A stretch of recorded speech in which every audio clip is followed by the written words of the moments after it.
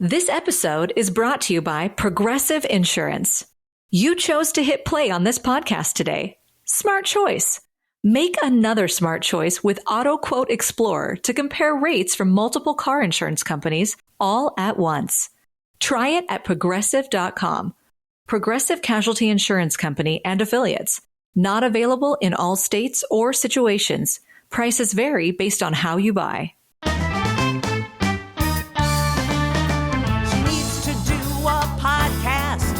She never got her due. She's a big lesbian and a loudmouth Jew. With her gasket always ready to blow. You're listening to Judy's show. Who? Judy show. Wait a minute. Who are you talking about? Oh, she's an asshole. What is wrong with you? Oh, you suck. So long. Fuck off. Good morning, everyone. Yeah, it's morning, and I have morning voice, and welcome to It's Judy's Show. I'm your host, Judy Gold. Full name, It's Judy's Show with Judy Gold, and that's who I am. Anyway, it's great to be here. We have a rant this week, and I have a lot to talk about. I just want to say we're in Provincetown, which I love. I love it here. And I don't know if you know, I bought a house here in 1994. Never could afford a house now. And we're actually going to be renovating the house this fall. So we're very excited about that. But I have to say that, and I talk about this on stage, that Provincetown has changed so much, because it used to be that you would come to Provincetown and everyone was gay. And for some people, it was, they'd come here for a week in the summer, and it was the only week of their entire year they could be publicly affectionate with their partner. They could be out. They could be around other gay people. It is, and it was a haven. And it's still very LGBTQIA. I can't. But, they've done a lot of, it's gotten a lot of press. We wanted equality, and we got equality, and now people are like, well, my cousin's gay, and I love Provincetown. I mean, literally the beach, you would lay on the beach, and it was all gay people. Like, you just felt so safe. Like, wow, we have this beautiful slice of heaven at the end of the earth. So our friends, Robin and Luann can get a little bell because she's Italian, but she loves the Jews. And Elisa and I, we went to the beach yesterday. And so the beach that was the gay beach, at first it was the girl beach, and then it turned into the mixed beach, and then it was the boy beach. It was just all gay people. And the straight people would go to the right. And that beach is, now the gay beach is straight people, their kids. I'm not saying I hate straight people. I love straight people. It's that this was a place for us where we didn't have to think about it. And especially then when you couldn't be affectionate, you couldn't even be out. People would lose their jobs or their housing, And anyway, and the straight people used to go to a different section of the beach. And now the straight people have invaded the entire beach. And we go to Hatches Harbor. Oh, I shouldn't even tell you this. But anyway, it's all the way. It's a long, long, long hike. And if you know the history of the gays, the gay town and the gay bar in the town, if you have a town and then you have the gay area and where the gay bar is, it's always at the end of the earth. It's always just out of, this is the way it was, 80s, 90s, when I was, a young gay. It was just always out of the way. And what would happen was that area would build up to be beautiful because, we do have a sense of the style. You know what I'm saying? And then the straights would come and invade. And, you know, in a way it was like a compliment, but it's also like, you know, you're now benefiting from our hard labor. So we went to Hatches yesterday, and it was just like there was a guy in a USA bathing suit, like people playing music. I think that when you go to the beach and someone is playing fucking music on a speaker, that is one of the worst things in the world. Like, what the fuck is that? Like, no one else wants to listen to your fucking music. It's called headphones, asshole. You know, I hate that. And people just, there's like large groups, they have tents, and they take up so much space. There's no consideration that you're sharing this space. Do you know what I mean? There's no regard for other people. And it's really, I think people have gotten so fucking selfish and fuck you. So anyway, Elisa and I are riding our bikes to go to some galleries. And because, as you may or may not know, a lot of art galleries here. So sorry, I have to take my coffee because, you know, it's a drug. I just think that, before I tell the story, when I say this stuff about the straights and the gays, there was a certain feeling that we had, like, you know, we could just let go. And there's some sort of reverence I have reverence for this, the space here in Provincetown. And these people come, and I feel like they should have to read a pamphlet about the history of this place and how there's so much history here. The Portuguese, the fact that the Pilgrims landed here first and went to Plymouth. The fact, you know, it's just, you should know where you are. And it's not just a beach. Oh, there was a fucking Coke can in the goddamn ocean. Like, we don't do that here. Anyway, so we're riding our bikes, and so there's this Commercial Street is the main drag, and it's full of pedestrians and bike riders. And then there are cars allowed, but the cars are the third. They're the third most important. Like, the cars yield to pedestrians and bikes. That's the way it is. If you're stupid enough to drive on Commercial Street, you have to yield to all the pedestrians and bikes. So I'm riding my bike, and this guy's coming down the street, and he's in a Mercedes, New York plates. You know, he's coming towards me, and he doesn't stop. And I have people on the right side of me and the left side of me, so I can't really go around him. He's going to have to wait, you know? And he doesn't stop. And then finally, he stops when he has to because he's about to hit me. And I go on the other side to look at him as windows are open. And he's like, "What are you, a fucking idiot?" And I was like, who the fuck do you think you are? We live here. This is not how you drive down the street. You yield to pedestrians and bike riders, and no one fucking acts like that. Who the fuck do you think you are? And then he like drives away.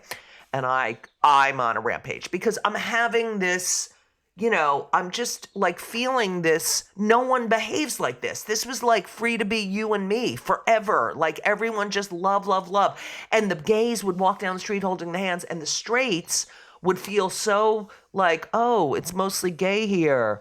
Oh, we're the outsiders. The way we always felt. And you know, so anyway, Elisa's like, "What are you doing?" I said, that's it. So, because I knew it eventually he would have to stop for a bunch of pedestrians. So we go after him, and we finally catch up with him. And Elisa goes to the driver's side, and I go to the passenger side. And he's like an older man, like 70s, and he's got a younger woman with him, and a baby in the back seat. So Elisa is like being nice, like, you know, you have to yield to, and he's like, "Fuck you, who the fuck do you think you fucking?" And I said, "What the fuck is your problem, you fucking asshole? We don't behave like this here. This is not how we act. Go back to fucking New York and act like an asshole."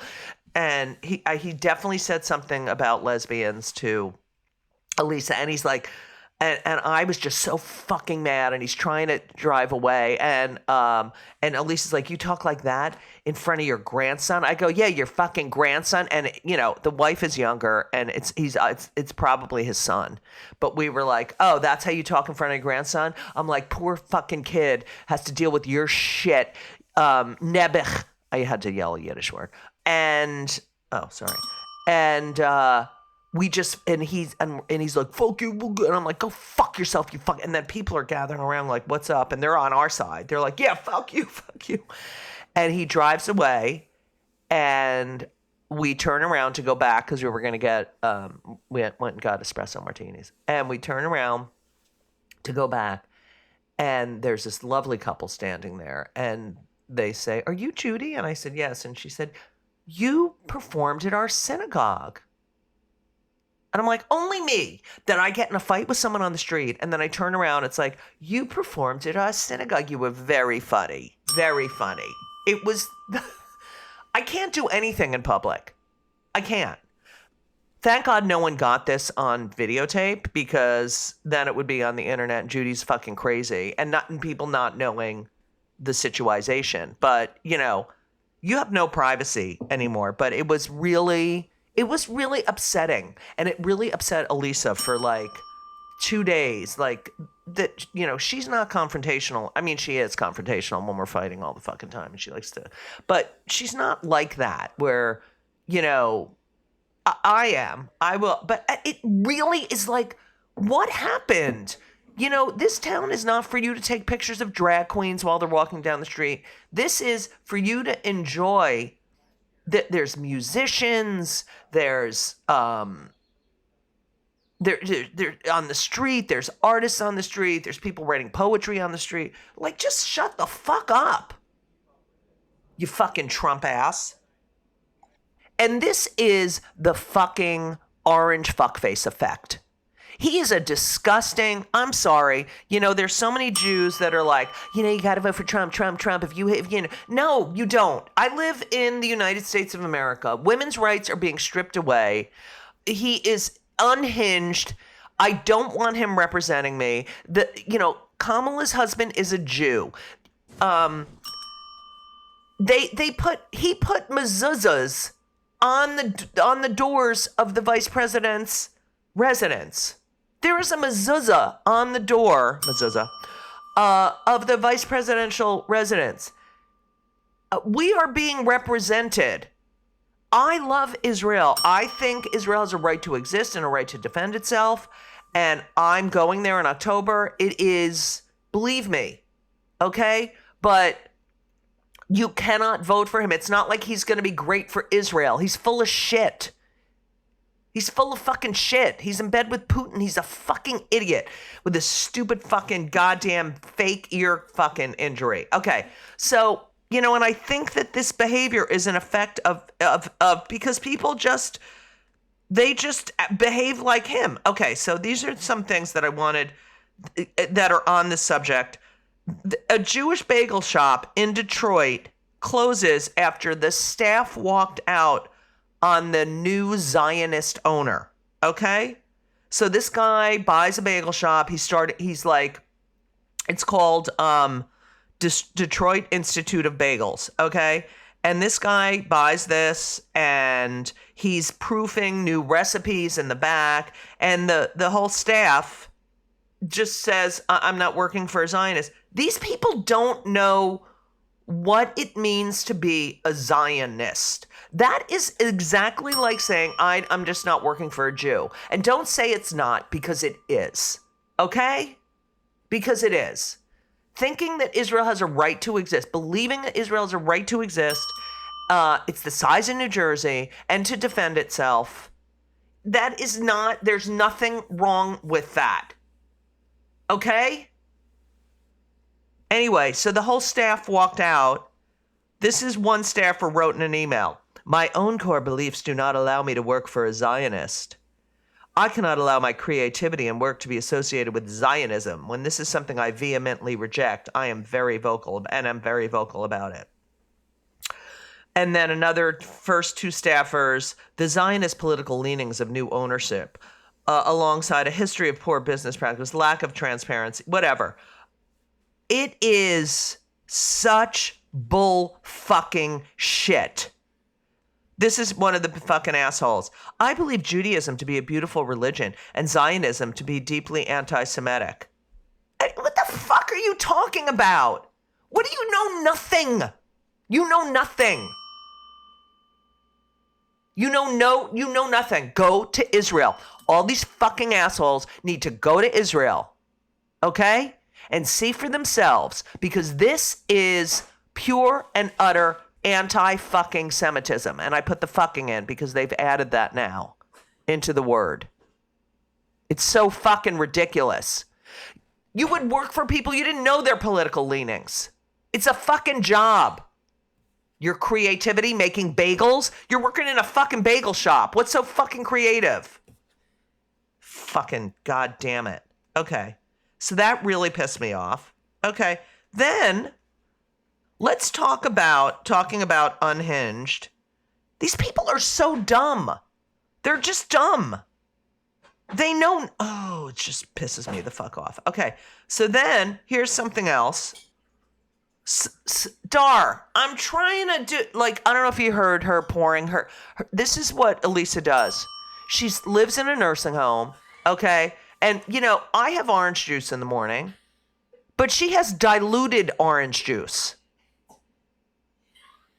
I don't want full strength. It's Dar, it's not full strength. It's an orange juice. It's called orange juice. I know, but I like. Oh, it's just it's ridiculous. I'm sensitive. Yeah, you're sensitive. Okay. Can't have too much. Do you pour water on the orange when you eat the orange? No. Do you then? Yeah. So stop it. Okay. Okay. So Celine Dion, who was fucking brilliant at the Olympics, she's amazing. Anyway, Donald fuckhead piece of shit, fucking Van Gogh, has been using "My Heart Will Go On." At this, he used it at a Montana rally, and Celine was like, no, you're not fucking using my song. Celine has spoken out against fuckface, and I mean, it's from the Titanic, the movie, and which is really what's happening to his fucking campaign, because he's such an asshole. So he should actually play it, because the fucking ship is sinking, asshole. Her record label became aware of unauthorized usage of this video, "My Heart Will Go On," at a Donald Trump J.D. Vance fucking campaign rally.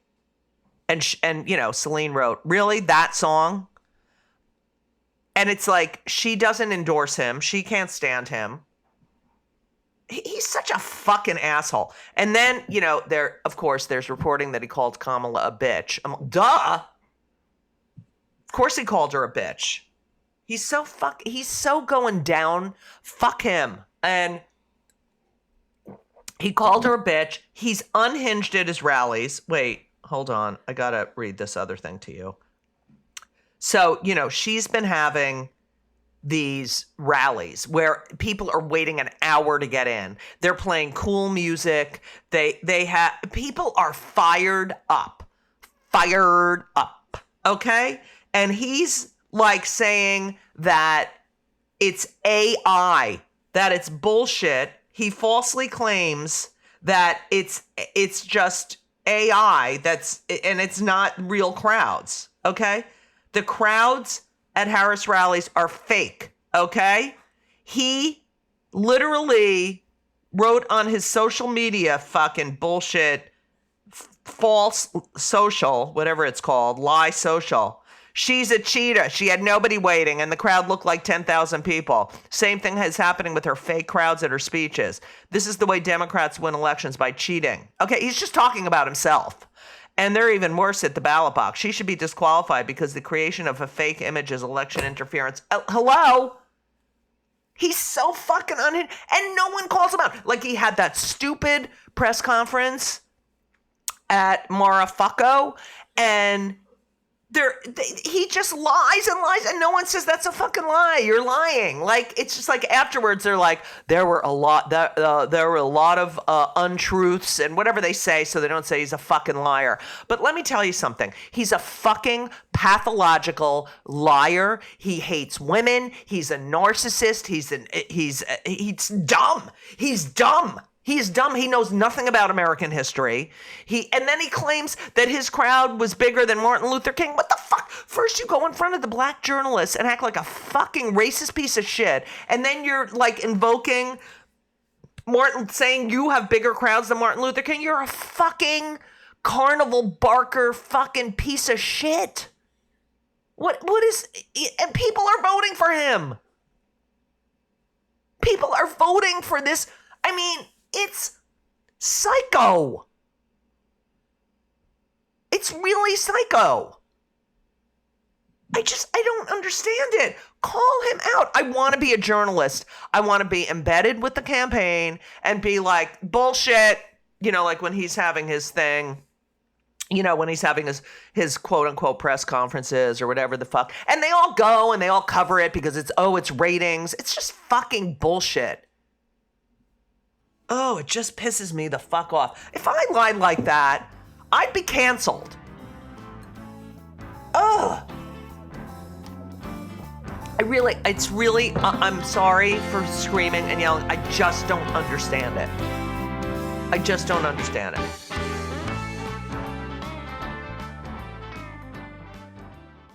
When you think about businesses that are selling through the roof, sure, you think about a great product, a cool brand, and brilliant marketing. But an often overlooked secret is actually the businesses behind the business, making selling simple. For millions of businesses, that business is Shopify.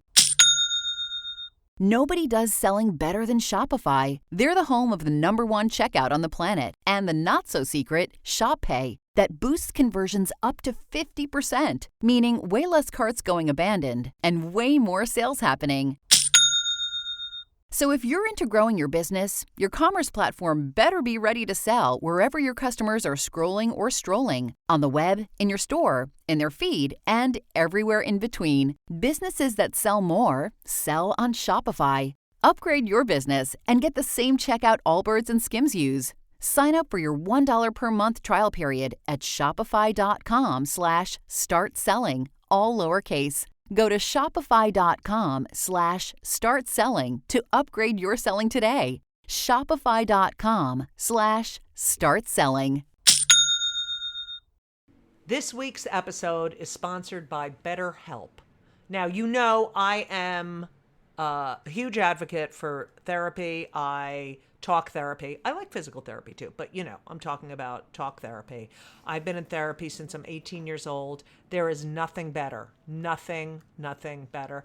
And it is a stressful time. You know, we just had an election. It's the holidays, and we're going to have to spend family time or not spend family time. It's a decision you might make in therapy, because therapy is really the best way, the only way to process your feelings, anxiety, depression, everything. I've been doing it for over 40 years. I know what I'm talking about. So if you've been thinking about starting therapy, if you thought about it for years and just didn't do it, please give BetterHelp a try. It's entirely online. It's designed to be convenient. It's flexible. It's suited to your schedule.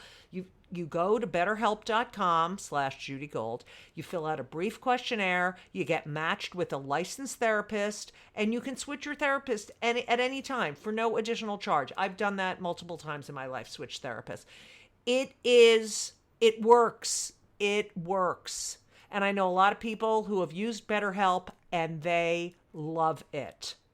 So find comfort this December with BetterHelp. Visit betterhelp.com/JudyGold today to get 10% off your first month. That's BetterHelp, HELP.com/JudyGold. You're welcome. Now, Kamala, you know, I really thought Hillary Clinton was the most, what's the word I'm looking for? Not prepared to be president, but she was the most, I mean, the word is prepared, but it's a better word, and I can't think of it because menopause. But I think she was the most qualified person ever to run for office. And she didn't win because, A, misogyny and, you know, this fucking electoral college, which is bullshit. The fact that Kamala is a woman of color and a fucking prosecutor, like, let's just think about the debate. He is a sexual predator and a felon and she's a prosecutor. I mean, that's going to be amazing. Amazing. And I can't believe how fired up people are. I love it. And he's so fucking jealous. Because he is a piece of shit. Because, he was going to run a campaign against Joe Biden, and it was just going to be mean shit about how, he's too old. Now you're the fucking old piece of shit. You lying fucking. Oh, I hate him. But what's great about Kamala's campaign is that they just slap back. Biden was like, he's very diplomatic, and it's like, yeah, no, man, we're all on the same, we all love America, whatever. That's not even a good impression. I don't even know what the fuck I'm saying. But, he was very old school, reaching out, just being classy. And she's just like, go fuck yourself. And they wrote in response to his fucking claiming that it was AI. In case you forgot, real Donald Trump, this is what a rally in a swing state looks like. Fuck you, you disgusting piece of shit. Then, did you see that he said that he was in a jet, a helicopter crash with, oh God, I wish I had the information. He was in a helicopter crash with these I think they're politicians, or they're oh fuck, let me look up helicopter crash. Hold on. Helicopter crash Trump here. Oh, two black politicians. Okay, so he says one of them is Willie Brown. Trump says he went down in a helicopter emergency landing, okay, with the former mayor of San Francisco, Willie Brown. And Willie Brown, someone told him, this is what fuckhead said. I know Willie Brown very well. In fact, I went down in a helicopter with him. We thought maybe this is the end. We were in a helicopter going to a certain location together, and there was an emergency landing. This was at a stupid Mar-a-Lago bullshit fucking news conference. And they told Willie Brown, and he started laughing because that never fucking happened. But no one says anything. He made this shit up. Why is he allowed to just fucking lie and make shit up? That is what I do not understand. And no one says a fucking thing. It's like if your kid was like coming home from school and just making shit up. Yeah, my teacher had a heart attack during class, and the EMT came and they had to take her out, and then I taught class because I'm really good in that class. You like some bullshit. You'd be like, you're psychotic and you're going to fucking therapy, okay? This guy is running to be the president of the United States, okay? And he just lies, and no one fucking calls him out on it. Elisa, I'm recording a podcast. And you're fucking pouring water in your thing. I find that you're very loud this morning. So right, I'm recording. Yes, go ahead. But it picks up everything. Okay, I'm not going to... I am loud this morning because I'm aggravated. Well, I need more coffee, please. As you can see, so as my cup, coffee, need that's more why you coffee. said This is why something. the rant, you never know what's going to happen. You just said On that the so I rant. can get you more coffee. Dar, just get me coffee. Okay. Oh, by the way, what so about you the know sound how... of the coffee going? Okay, that's good. That's good. Stop. That sounds good. It's like people are expecting it. Anyway, listen. So you know how Elisa and I call each other Dar because it's short for darling, and it's like really that's it. We just call each other Dar. Like even when we're fighting, it's just Dar, Dar, Dar, Dar, Dar. So a lot of times when we post, people will write Dar. Anyway, I bought custom-made Converse sneakers for Elisa that say Dar on them. Isn't that nice? Yes. Oh. I love them. They're great, and they say Dar on them. So if you're looking for a gift, Dar. Custom-made Converse are fucking great. You can just make, you can write words on them, whatever. Anyway, I have to go play tennis. So we had the, let me just, before we go, we're both on the board of the Provincetown Tennis Club. And there should be a series about the Provincetown Tennis Club because it is cray-cray. It's a bunch of gay people and straight people playing tennis, and everyone's friendly. It's just or not friendly, or whatever. And so last year, this past weekend was the same-sex doubles tournament. And I anticipate at some point, as being on the board, that same-sex and opposite-sex tournaments are not going to fly, because we're going to have the whole gender issue coming. But it's not like in the Olympics or, trans women playing, because we don't really care. The men and the women play together. It's just that during the tournament, it's Anyway, so we played. Now, we didn't want to play together because, Elisa can't deal with me on the court. Like, she's really good and she plays with other people. But when I'm with her, I just fucking annoy her. Like, everything I do is annoying to her. If I miss a shot, it's just like she focuses on me because she's so in love with me that she, even when she's playing, she cannot play on the same court with me, because everything I do, it's like in life, everything I do gets on her fucking nerves. So it's the same thing on the court, and I'm just like trying to play, and she's like, okay, fine, I don't know why you couldn't, and it's just so unpleasant. But we decided to play, and we lost 8-2. We could have really won a lot more games, but these people had played another match before us, and they were warmed up, and I was just out of fucking control because I couldn't serve well and whatever. So we lost, and then we played in the consolation round. But it's so competitive. Like, we're at the Provincetown Tennis Club, and these people think they're fucking in the U.S. Open, and it's so ridiculous. And it's not fun.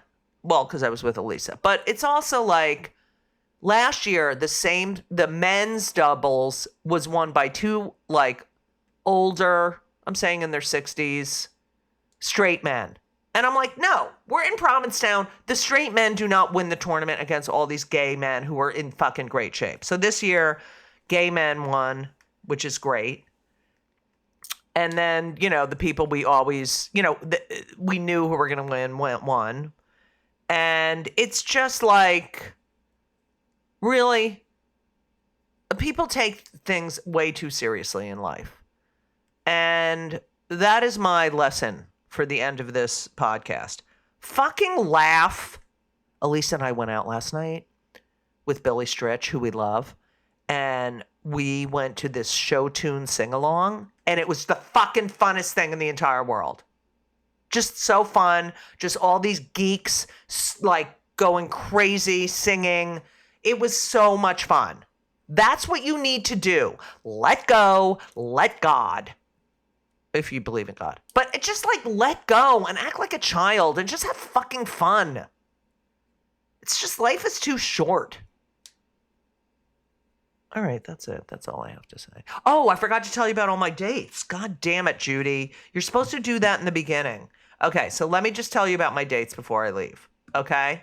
Number one, today, when this posts, is my father's yahrzeit.